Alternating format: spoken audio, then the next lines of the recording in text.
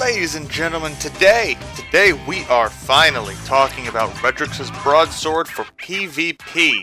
Now, this is involved. This is going to be an involved review. And to get this weapon, it is extremely involved. Just look at the steps on screen. That is a long grind.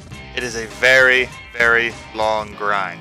Now, when this video comes out, a 3x Valor weekend will have just finished, so I imagine most of you will have just gotten your Broadsword. So the answer is it any good in PvP?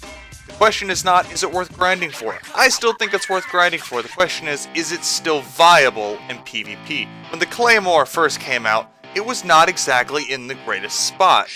It was this pinnacle reward that didn't really seem to do a whole lot, but then the sandbox changes happened, then the time to kill changes happened, and suddenly the Claymore can actually perform well. So the Broadsword is essentially the cousin of the Claymore, or the brother, or whatever you want to call it. But the difference is, it can actually have a few random perks on it, unlike the Claymore, which was completely fixed. So, upon completing the very long, very involved grind, and getting your 5x Valor resets, you get a fixed roll Broadsword, which is on screen now. This is fixed, the perks are fixed, the masterwork is fixed, there's nothing you can do to change it. This is what you will get. But after you get the first Broadsword, after you get this one, the Broadswords will then begin to drop from engrams, meaning any engram you open from shacks will have a chance to drop Redrix's Broadsword with a random barrel perk and a random perk in that second column. So, you can potentially get a number of different variations on Redrix's Broadsword. If you're interested in the PvE component of Redrix's Broadsword, check the card out in the video that just popped up. I did a whole video on the PvE aspect of it and a PvE god roll for doing really well with it in PvE. In PvE it is a monster, but PvP you kind of want some specific perks. The base roll, or essentially what is the fixed roll, I'm going to call it the base roll, is decent. It's not that great, it's not that terrible. It's essentially just like using Redrix's Broadsword, but it's meh. High caliber rounds were nerfed, they don't really seem to do a whole lot anymore, and the barrel perk is also meh. The stability masterwork is really not needed. Your god roll, if you happen to get one, will be arrowhead break, ricochet rounds, and a range masterwork. If you can get that, you have what is the god roll, Redrix's Broadsword, because that means you have a lot more range, and your stability will be maxed out because of arrowhead break. Now, the roll that I'm using, that I just recently got, which is what you see on screen now, has ricochet rounds in it, but it does not have arrowhead break, and it does not have a range masterwork. But it still performs better than the base roll that I initially got because it has more range. Having that stability masterwork means that yes, you have more stability, but for the most part it's not needed. Whereas the ricochet rounds means that I have way more range than I initially thought, and I can actually duel at longer ranges. So that covers the rolls. What about the actual execution of the gun in PvP? For the most part, it performs very well. In quick play, this thing is a monster. You get that Desperado perk, you can wipe out 2-3 Guardians before they even realize what hit them. I myself have died to Broadsword with Desperado active, and only about 3 bullets registered on my screen before I died because he fired so fast. So this thing is a monster in quick play.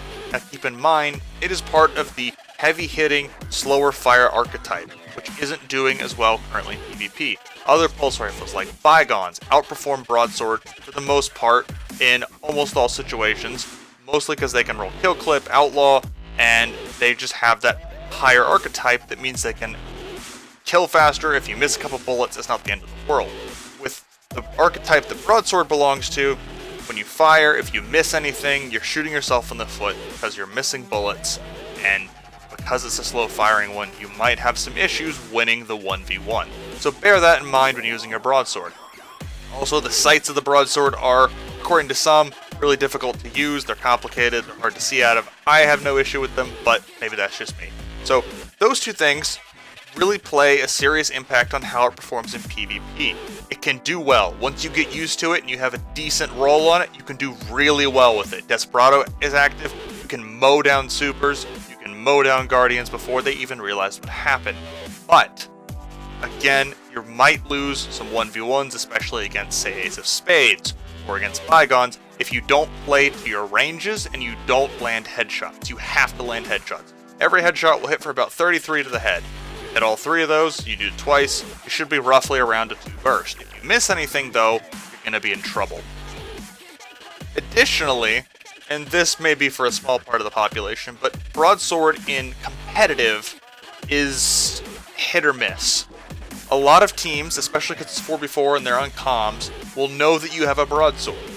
They'll say, hey, he killed me, Desperado's active, don't fight him. They'll know how to play around it, they'll know not to go against you, to not challenge you.